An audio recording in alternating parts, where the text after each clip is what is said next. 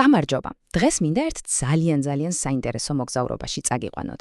პირდაპირ იაპონიაში, რომ ერთად გავარკვიოთ, რა იმალება ამ უცნაური სიტყვის იკიგაის მიღმა. ეს არის კონცეფცია, რომელიც ამბობენ, რომ შინაარსიანი და ნამდვილად სრულფასოვანი ცხოვრების გასაღებია. დაფიქრებულ ხართ ოდესმე? აი მართლა, რა არის ხანგრძლივი და ბედნიერი ცხოვრების საიდუმლო? ეს ალბათ ის კითხვა, რომელსაც ყველა ჩვენგანი ცხოვრებაში ერთხელ მაინც საკუთარ თავს უსვამთ, ხომ? ხო და პასუხის საპოვნელად მოდით მსოფლიოს ერთ ძალიან განსაკუთრებულ ადგილას გადავინაცვლოთ. დიახ, სწორად გაიგეთ, ოკინავა და უფრო კონკრეტულად კი სოფელი ოგიმი.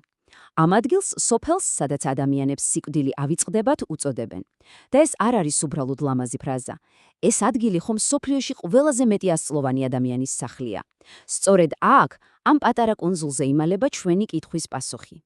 აბა ვნახოთ, რა არის ამ ხალხის საიდუმლო? რამე განსაკუთრებულ წამალს სვამენ? არა, რა თქმა უნდა. მათი საიდუმლო ბევრად უფრო ღრმა და პიროვნულია. ეს არის მთელი ცხოვრების ფილოსოფია და მას იკიგაი ქვია. კარგი, და მაინც, რას ნიშნავს ეს სიტყვა იკიგაი? მარტივად რომ თქვათ, ეს არის შენი ცხოვრების მიზანი. აი ის მიზეზი, რის გამოც დილით თვალს ახელდა, საწოლიდან დგები. არა უბრალოდ იმიტომ, რომ უნდა ადგე, არამედ იმიტომ, რომ გინდა. ეს არის ის, რაც შენს ყოველ დღეს აზრით ავსებს. ძალიან კარგი, მაგრამ ჩდება კითხვა, როგორ ვიპოვოთ ჩვენი საკუთარი იკიგაი? ეს რაღაც რთული და მისტიკური პროცესია? სულაც არა. მთელი კონცეფცია ფაქტობრივად 4 ძალიან მნიშვნელოვან კითხვაზე და 4 ელემენტის გადაკვეთაზე დგას. აი შეხედეთ, თქვენი იკიგაი არის ზუსტად ის წერტილი, სადაც ეს 4 წრე ერთმანეთს კვეთს. პირველი, რა დიყვართ, ანუ რა არის თქვენი ვნება. მეორე, რაში ხართ მართლა კარგი, თქვენი მოწოდება. მესამე, რა სჭირდება სამყაროს თქვენგან, ეს თქვენი მისია. და მეოთხე, რაში შეიძლება რომ ფული გადაგიხადონ, ანუ თქვენი პროფესია. როცა ამ 4-ვეს ერთად იპოვი, ეს უკვე აღარ არის უბრალოდ სამსახური. ეს არის ცხოვრების აზრი, ეს არის იკიგაი. მაგრამ იკიგაი ხომ მხოლოდ ფიქრი და ფილოსოფია არ არის. იმისთვის, რომ სრულფასოვნად მიყვეშვენს მიზანს, სხეულიც მწყობრში უნდა გქონდეს, ხომ ასეა? მოდით ვნახოთ, როგორ ახერხებენ ამას ოკინაველები და რა შეგვიძლია ჩვენ ვისწავლოთ მათგან. კარგად დაიმახსოვრეთ ეს რიცხვი. 80%. ერთი შეხედვით უბრალოდ ციფრია, მაგრამ სინამდვილეში ეს არის ოკინაველების კვების ოქროს წესი და მათი დღეგრძელობის ერთ-ერთი მთავარი საიდუმლო. ამ პრინციპს ქვია ჰარა ჰაჩი ბუ. რას ნიშნავს ეს? უმარტივეს რამეს. არასდროს გაძღე ბოლომდე. ჭამე იქამდე, სანამ დაახლოებით 80%-ით არ იგრძნობ თავს დანაყრებულად. ეს პატარა, მაგრამ ძალიან ჭკვიანური ჩვევა ეხმარება ორგანიზმს, რომ ნაკლები სტრესი მიიღოს და შესაბამისად შეანელოს დაბერების პროცესი. კარგი, კვება გასაგებია. ავა ვარჯიში, ალბათ საათობით დარბაზში არიან, ხო? სულაც არა. დაივიწყეთ დამქანცველი ვარჯიშები. ოკინაველები საიდუმლო მუდმივ, მაგრამ სუბუქ მოძრაობაშია. ისინი არ სხედან საათობით.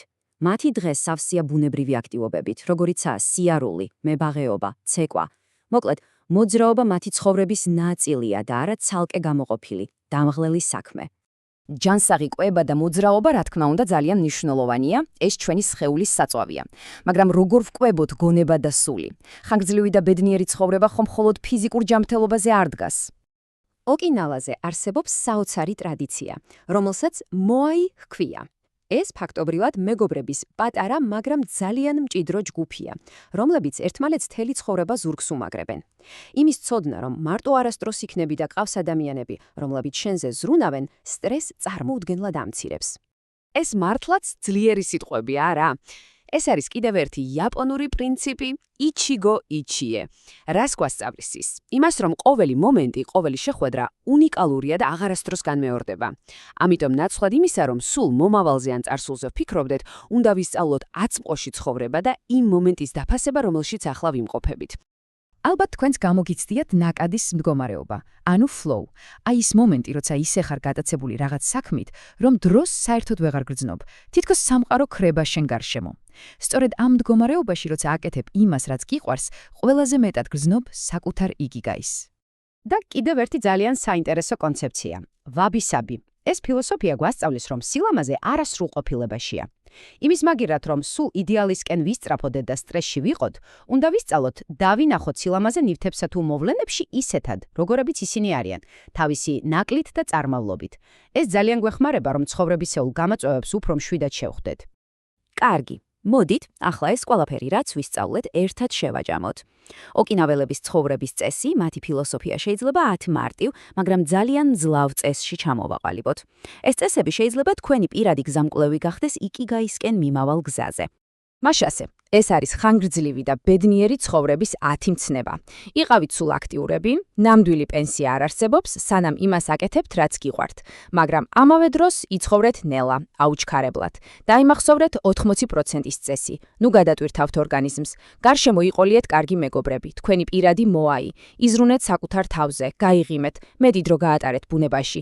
იყავით მადლიერები და იცხოვრეთ აწმყოში. და რაც ყველაზე მთავარია, იპოვეთ და მიღყევით თქვენს იკიგაის. და ბოლოს, ეს კითხვა უკვე თქვენ გეხებათ. თქვენ თუ გიპოვიათ თქვენი იკიგაი, რა არის ის, რის გამოც დილით სიხარულით იღვიძებთ? დაფიქრდით ამაზე. პასუხი შეიძლება ბევრ რამეს შეცვლის.